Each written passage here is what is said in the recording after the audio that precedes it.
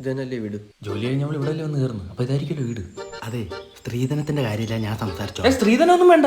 പിന്നെ പെണ്ണിന്റെ അച്ഛൻ പെണ്ണിന് എന്ത് കൊടുക്കും? അത് മതി എനിക്ക്. അന്തസ്സുള്ളവൻ. ആരാ? വൈഷ്ണവിയുടെ അച്ഛൻ. അതെ, താങ്കളുടെ മോള് തന്നെയല്ലേ വൈഷ്ണവി? ആണ്. അതായത് വൈഷ്ണവിയുടെ അമ്മയുടെ ഭർത്താവ് തന്നെയല്ലേ താങ്കൾ? ആണടാ. ആ, അപ്പൊ 3 സ്റ്റെപ്പ് വെരിഫിക്കേഷൻ കറക്റ്റ്. ബാ, നമുക്ക് അത്തിരുന്ന് സംസാരിക്കാം. എനിക്ക് പിടി കിട്ടണില്ല. എവിടെ കിട്ടാഞ്ഞ്? നിനക്കാണ് ചോദിക്കുന്നത്. ഭാര്യയുടെ കൂടെ തന്നെയാണോ താമസം? അല്ലടാ, അപ്പത്തെ വീട്ടിലെ ചന്ദ്രന്റെ ഭാര്യയുടെ അവിടെ. സോറി. നിനക്കൊക്കെ എന്താടാ വേണ്ടത്? വന്ന കാര്യത്തിലോട്ട് കടക്കാം. താങ്കളുടെ മകൾ ഓഫീസിൽ പോകുന്ന വഴിക്ക് ഇവന് കണ്ട് ഇഷ്ടപ്പെട്ടു. അവളോട് പോലും ചോദിക്കാതെ നേരെ അച്ഛൻ്റെ അടുത്ത് ഒന്നാണ് ചോദിക്കുന്നത്. അത്രയ്ക്ക് അന്തസ്സുള്ളവരാ ഞങ്ങള്.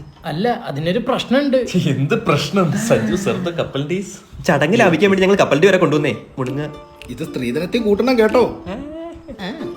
അതല്ല, അവള് ദുബായി പോകാൻ നിൽക്കും. അവളുടെ ദുബായിലൊക്കെ പോയിട്ട് ഇപ്പൊ എന്ത് കിട്ടാനാ? ഡാ, അവള് ദുബായിൽ അക്കൗണ്ടന്റ് ആയിട്ടാ പോകുന്നത്. വാവ്, അക്കൗണ്ടന്റോ? ഡാ, അവള് സ്കിൽ മൗണ്ട് 4 മാസത്തെ ഓൺലൈൻ അക്കൗണ്ടിങ് കോഴ്സ് കംപ്ലീറ്റ് ചെയ്ത് നിൽക്കുക. സ്കിൽ ഉണ്ടോ?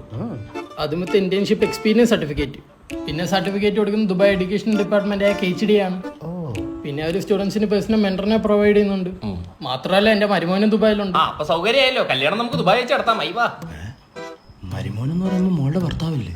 ഇയാൾക്കതിന് ഒറ്റ മോളല്ലേ? അപ്പൊ വൈഷ്ണവിയുടെ കെട്ട് കഴിഞ്ഞു. അതല്ലടാ, നിന്റെ അടുത്തൊക്കെ പറയുന്ന ഒരു പ്രശ്നമുണ്ടെന്ന്. അല്ല, അപ്പൊ മരുമോന്റെ അടുത്ത് പറഞ്ഞാൽ പുള്ളി ഒന്ന് അഡ്ജസ്റ്റ് ചെയ്യൂ. സ്കൂളിൽ പോയ വിവരം പോലും ഇല്ലടാ. ഇറങ്ങിപ്പോടാ. നമ്മൾ കൊറോണ ബാച്ചായിരുന്നു. ബാബുവ ഇവക്ക് കഴുത്തി താലിയിട്ട് കിടന്നോട്ട്.